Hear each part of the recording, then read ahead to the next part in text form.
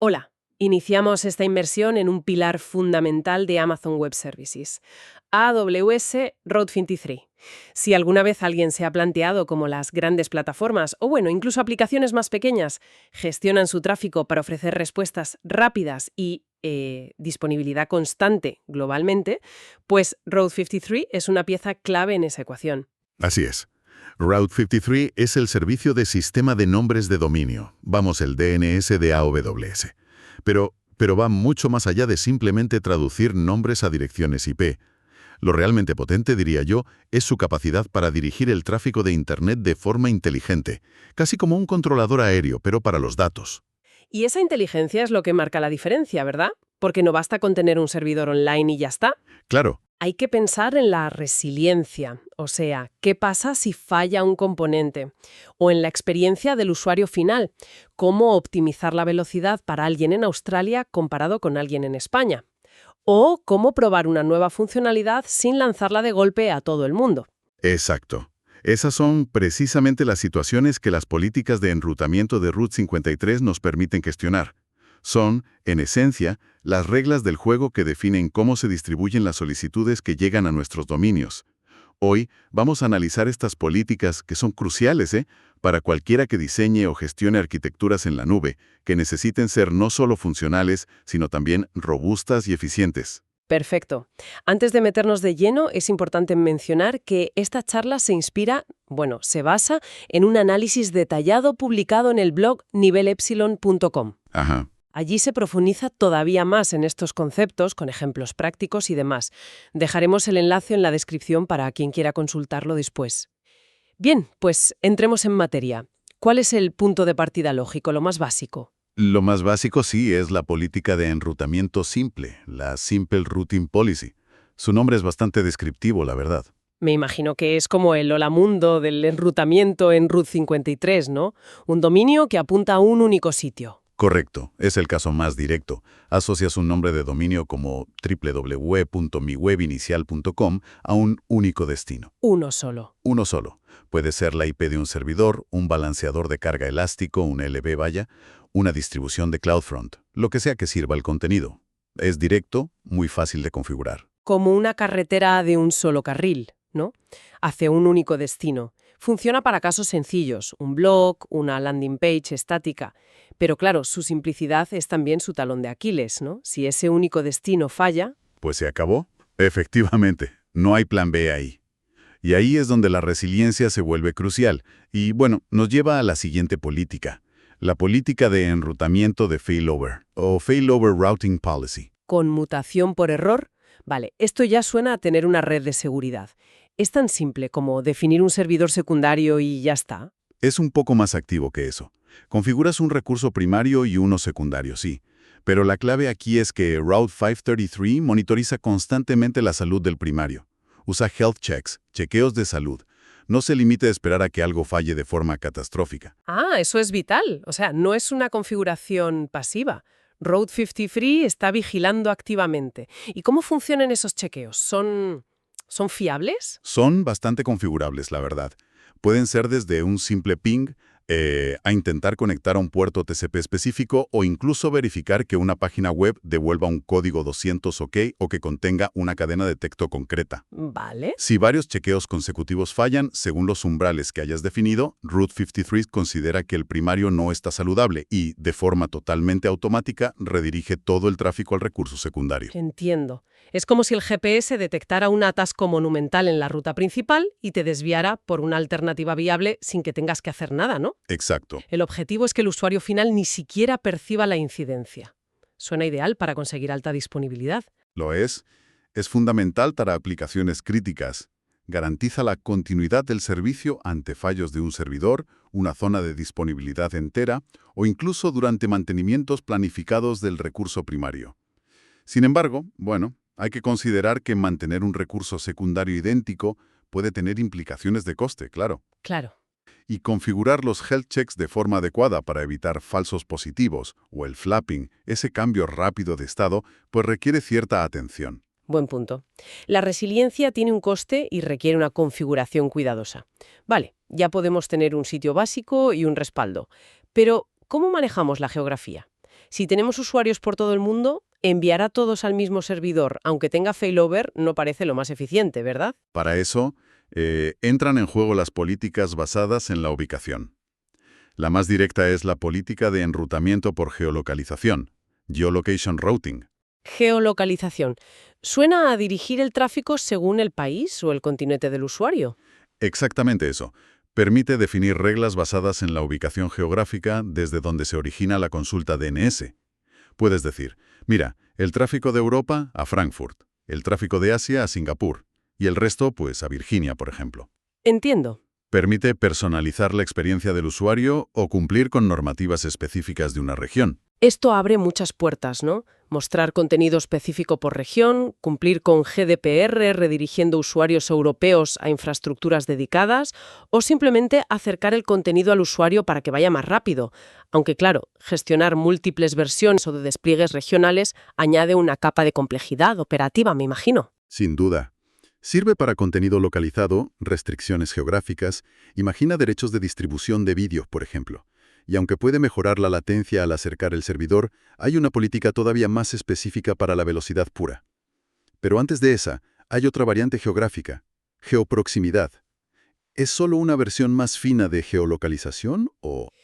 Está relacionada, sí, pero es más potente y sobre todo más flexible. La política de enrutamiento por geoproximidad, Geoproximity Routing Policy, no se basa tanto en fronteras políticas, países, continentes, sino en la distancia física real entre el origen de la consulta DNS y las regiones AWS donde tienes desplegados tus recursos. Más preciso geográficamente entonces, más granular. Lo es, pero su verdadera potencia, yo diría, reside en los biases o sesgos. Estos son unos valores numéricos que puedes aplicar para influir en el tamaño del área geográfica desde la cual una región AWS específica atrae tráfico. Puedes, digamos, expandir o contraer artificialmente el alcance geográfico de tus recursos. O sea que no es solo el más cercano gana. Puedes como sintomizar el flujo de tráfico. A ver si entiendo. Si tengo un centro de datos en una región A, que es más potente o más barato, puedo usar un bias para que atraiga tráfico de usuarios que geográficamente están un pelín más cerca de otra región B, pero que yo prefiero que vayan a A por mi estrategia. Exacto. Esa es la idea. Es como tener mandos para ajustar el equilibrio de carga geográfico de forma muy granular. Puedes mover tráfico gradualmente de una región a otra, por ejemplo, si una está llegando a su capacidad máxima, o para optimizar costes operativos sin depender de las fronteras predefinidas de la geolocalización. Ofrece un control estratégico mucho más fino, aunque claro, también requiere una planificación más detallada. Entendido. Pasamos de reglas geográficas fijas a un control más dinámico basado en proximidad física y además estrategia. Ahora sí, ¿qué hay de la optimización pura de velocidad que mencionabas antes? Para eso tenemos la política de enrutamiento basada en latencia, Latency Based Routing Policy. Es muy popular, sobre todo para aplicaciones con usuarios distribuidos globalmente. Latencia. El tiempo de respuesta. Minimizar ese retardo es clave para la experiencia de usuario, desde luego. ¿Cómo funciona exactamente? Vaya, Road 343 utiliza mediciones de latencia en tiempo real. AWS recopila continuamente datos sobre la latencia entre las redes de los usuarios de Internet y las distintas regiones de AWS.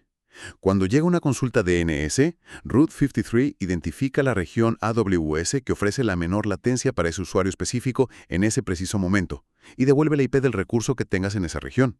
Vaya, como si eligiera automáticamente el camino más rápido en la red para cada usuario que pregunta.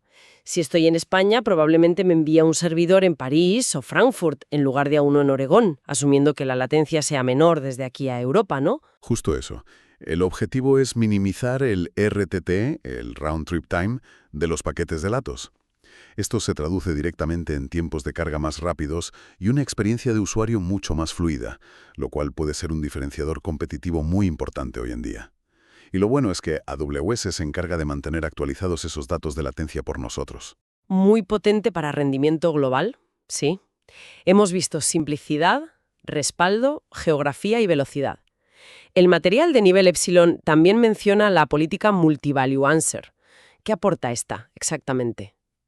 Suena diferente. La política de respuesta multivalor, Multi-Value Answer Routing Policy, es interesante, sí. Actúa de forma similar a un balanceador de carga muy básico, pero opera a nivel de DNS. A nivel de DNS, ¿cómo realiza ese balanceo? Pues en lugar de devolver una única dirección IP como haría la política simple, puede devolver hasta 8 direcciones IP diferentes para la misma consulta DNS. Imagina que tienes varios servidores web idénticos detrás de un mismo nombre de dominio. Pues puedes crear un registro para cada IP bajo esta política. Vale. Route 53 devolverá un conjunto de estas IPs al cliente, ya sea un navegador, una aplicación. Y el cliente elige una de esas IPs al azar, distribuyendo así la carga de forma más o menos aleatoria entre los servidores disponibles. ¿Y qué pasa si uno de esos servidores falla? ¿Sigue devolviendo su IP? Exacto, el cliente elige. Y aquí viene lo importante. Multivalue Answer también se integra con los chequeos de salud, con los health checks. Si Route 53 detecta que uno de los servidores asociados a esas IPs no está saludable, simplemente deja de incluir esa IP en las respuestas que da. Ah, ¿Así? Los clientes solo reciben IPs de servidores que están operativos en ese momento. qué bueno. O sea, combina un balanceo muy simple con un failover a nivel de IP individual. Interesante. Es como tener varias cajas abiertas en un supermercado, ¿no? Y si una cierra temporalmente, pues los clientes se van a las otras que siguen funcionando. Precisamente, esa es una buena analogía. Ofrece una mejora en la disponibilidad y una distribución de carga básica sin la necesidad y el coste o la complejidad de un Elastic Load Balancer dedicado. Ahora bien, hay que ser claros. No sustituye a un ELB o un ALB o un NLB para funcionalidades avanzadas como el enrutamiento basado en path, las sticky sessions o la terminación SSL avanzada. Es una herramienta más simple para casos de uso específicos. Vale, nos queda una política importante por revisar según el esquema, la ponderada Weighted Routing Policy. ¿Qué tipo de control nos da esta? La política de enrutamiento ponderada, Weighted Routing Policy, se centra en la distribución controlada del tráfico, pero basada en proporciones. Permite asignar un peso numérico, un valor de 0 a 255, a diferentes registros que apuntan a distintos recursos, todos bajo el mismo nombre de dominio. Pesos. Sí. Y RAID 53 distribuirá el tráfico entre esos recursos de acuerdo a la proporción relativa de sus pesos. ¿Un ejemplo práctico para que lo veamos claro? Pues el caso de uso clásico, el más típico, es el A/B testing. Imagina que quieres probar una nueva versión de tu web, la versión B con un pequeño porcentaje de usuarios, digamos solo el 5%. Mientras, el 95% restante sigue viendo la versión actual, la versión A. Vale. Pues crearías dos registros, uno para la versión A con un peso de 95 y otro para la versión B con un peso de 5. Route 53 se encarga automáticamente de dirigir aproximadamente el 5% del tráfico a la versión B y el 95% a la A. Eso es increíblemente útil. Permite hacer despliegues Canary o pruebas A/B directamente desde el DNS. Puedo validar una nueva característica en producción con tráfico real, pero limitado, reduciendo muchísimo el riesgo antes de un lanzamiento completo. O usarlo para migraciones Blue-Green, moviendo gradualmente el peso del entorno antiguo, Blue, al nuevo, Green. Exactamente, esos son los escenarios estrella para esta política. Proporciona un control muy preciso sobre los porcentajes de tráfico. Puedes tener varios recursos, cada uno con su propio peso, y ajustar esos pesos dinámicamente si lo necesitas. Es como tener un dimmer, un regulador de intensidad, pero para el flujo de tráfico hacia diferentes destinos. Fantástico. Bien, pues creo que hemos cubierto un espectro bastante amplio.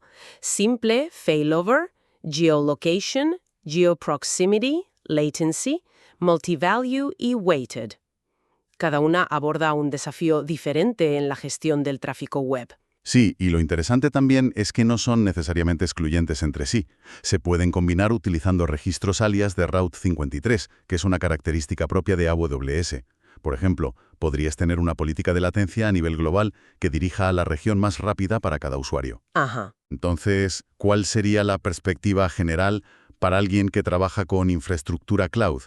¿Qué debería llevarse de todo esto que hemos hablado? Yo diría que la clave es que Route 53 ofrece un conjunto de herramientas tremendamente flexible para alinear la infraestructura con las necesidades reales del negocio y los requisitos técnicos. Hemos visto cómo podemos pasar de la simpleza total con Simple a la alta disponibilidad robusta con Failover, personalizar la experiencia por geografía con Geolocation y GeoProximity, optimizar obsesivamente por velocidad con Latency y controlar la distribución del tráfico con precisión milimétrica con Multivalue y Weighted. El detalle técnico en sí se trata de poder diseñar sistemas que sean genuinamente resilientes, rápidos y adaptados a lo que se necesita. Y como se sugiere en el artículo de nivel Epsilon, quizá no hay que abrumarse con todas a la vez. Quizá la pregunta inicial debería ser: ¿cuál es mi prioridad ahora? ¿Es la fiabilidad? ¿El rendimiento global? ¿Poder hacer lanzamientos controlados? Exacto. Identificar la necesidad principal suele señalar qué política o qué combinación de políticas es la más adecuada para empezar a trabajar. Es una pieza fundamental para construir bien en AWS. No es solo el DNS, es control de tráfico estratégico, de verdad. Y una reflexión final que me surge pensando en esto. La elección de estas políticas tiene un impacto directo en la estrategia de negocio, ¿verdad? No es solo técnico. Totalmente. Usar geolocation puede facilitar la expansión a nuevos mercados cumpliendo normativas locales específicas. Optimizar con latency puede ser un argumento de venta clave por la mejora tangible en la experiencia de usuario. Y Weighted permite innovar de forma más segura, probando cosas nuevas sin arriesgarlo todo. Totalmente de acuerdo. La tecnología aquí está íntimamente ligada a los objetivos empresariales. Y bueno, para quienes quieran explorar más a fondo la configuración, los matices o ver casos de uso más desarrollados, les recordamos de nuevo el artículo completo en el blog nivelepsilon.com. Cierto. Hemos incluido el enlace directo en la descripción de esta charla para facilitar el acceso. Recomendamos mucho su lectura de verdad. Ha sido una exploración muy interesante de las capacidades de Route 53. Muchas gracias por desgranar estas políticas tan claramente. Ha sido un placer.